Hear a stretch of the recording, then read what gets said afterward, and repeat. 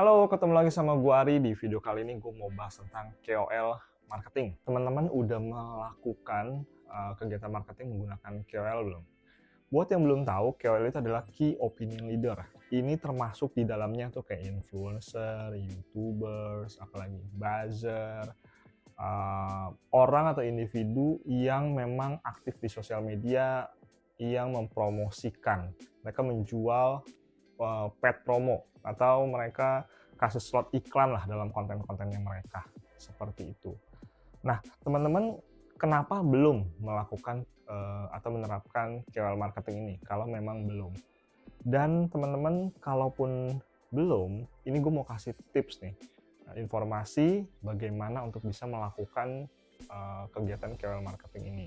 Ini KOL marketing ini kita bisa dapatkan dari mana sih teman-teman influencer ini gitu. Yang pertama, teman-teman bisa hubungin mereka direct. Jadi mereka biasa ada available kontaknya, via DM juga bisa, teman-teman bisa cari yang proper, teman-teman bisa hubungi secara direct.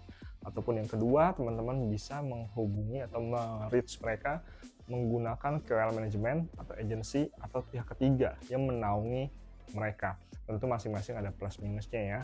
Nah, kalau via direct, teman-teman tentunya komunikasi juga langsung, kasih brief langsung, memanage mereka juga langsung, payment-nya juga langsung. Kalau via dari KOL management ataupun pakai agency, tentu biasanya harga lebih mahal karena ada services dari pihak ketiganya, dan teman-teman biasanya lebih enak karena brief segala macam koordinasi itu sudah disupport oleh teman-teman dari third party tersebut. Nah, apapun yang teman-teman lakukan untuk approach itu fine-fine aja. Yang gue pengen highlight adalah teman-teman memilihnya KOL ini dengan sesuai dengan relevan dan tepat itu gimana. Tips dari gue, teman-teman perlu untuk bisa mencari tahu audiensnya mereka. Apakah sesuai dan klop nggak dengan audiens target teman-teman. Misalkan produknya teman-teman di bidang kesehatan, apakah audiens dari mereka, bukan merekanya, bukan KOL-nya, tapi audiensnya atau followernya ini interest di area atau market tersebut atau produk tersebut atau tidak. Jadi teman-teman perlu cari tahu itu kan audiensnya sesuai dengan teman-teman yang pengen masukin.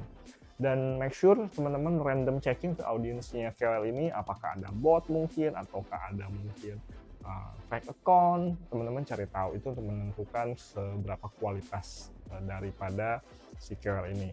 Kalau teman-teman paham, teman-teman bisa juga lakukan analisis kayak misalkan engagement rate, PR-nya berapa, ini di angka berapa, ataupun mereka pernah posting promote dari produk lain, teman-teman cari tahu, itu analisis engagement rate-nya berapa, konten-konten regulernya gimana, disukai atau tidak, di market teman-teman ini sosok, ini orang relevan atau tidak.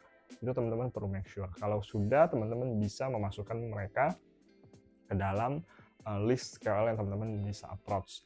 Apakah kalau sudah ketemu satu KOL, teman-teman lakukan approaching atau kegiatan KOL ini dengan KOL tersebut? Jadi satu orang nih terus dia.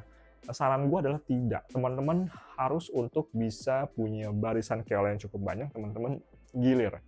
Jadi misalkan minggu ini ada 3 KOL, misalnya Senin, Rabu, Jumat, dan teman-teman lakukan paid promote lah, atau photoshoot dengan mereka lah, atau mereka visit ke tempat teman-teman bisa ganti 3 ini di minggu kedua, minggu ketiga, dan seterusnya. Jadi teman-teman punya banyak untuk bisa ganti terus. Kenapa? Karena kita mau jangkau market yang wide, yang luas. Dan juga kita pengen punya visual face KOL yang silih berganti, jangan dia terus. Jadi kesannya kayak apa, brand ambassadornya nih orang ini. Nah, kita pengen lebih luas gitu kan. Dan juga manfaat KOL buat bisnis teman-teman yang pertama udah pasti adalah untuk bisa engagement ya. Orang jadi tahu, awareness juga ada di situ. Jadi orang bisa, oh ada produk ini ya, oh ada services ini ya, oh ternyata ini bisa diginiin loh, ada tips and trick mungkin yang di-explore ya, yang digali dari KOL. Terus juga bisa mendatangkan traffic ke tempatnya teman-teman, baik itu landing page lah, toko, atau apapun itu. Kemudian bisa juga lead generation dan kreatif lainnya. Itu bisa juga. Dan range KOL itu di angka berapa sih? Yang gua tahu itu ratusan ribu, jutaan, sampai puluhan juta. Gue pernah handle di angka puluhan juta, gue nggak tahu apakah ada di angka ratusan, tapi mungkin yang level selebriti mungkin ada, ataupun yang global udah pasti di atas itu. Tapi untuk yang domestik ataupun yang non selebriti itu range-nya segitu. Dan KOL biasanya ada tiringnya itu sesuai dengan jumlah follower mereka. Dan semakin mereka growing, harga semakin akan lebih tinggi biasanya.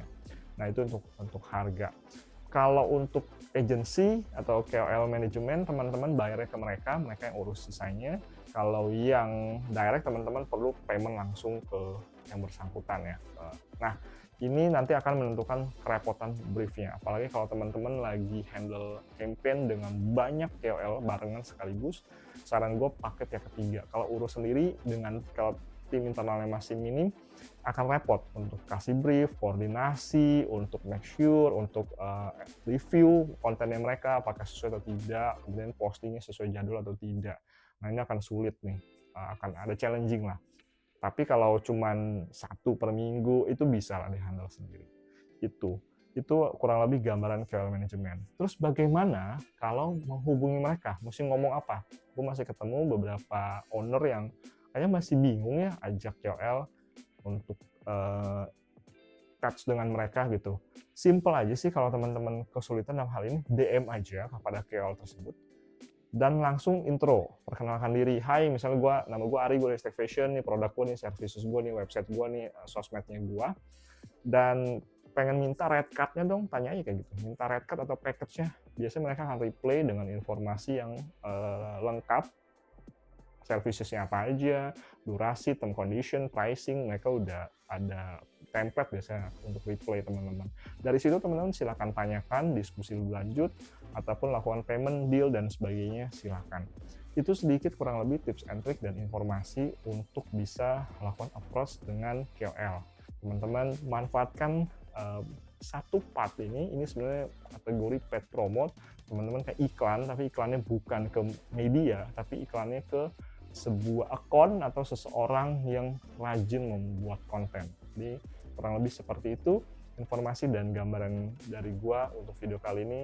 Semoga bermanfaat. Sampai jumpa di video berikutnya. Bye-bye.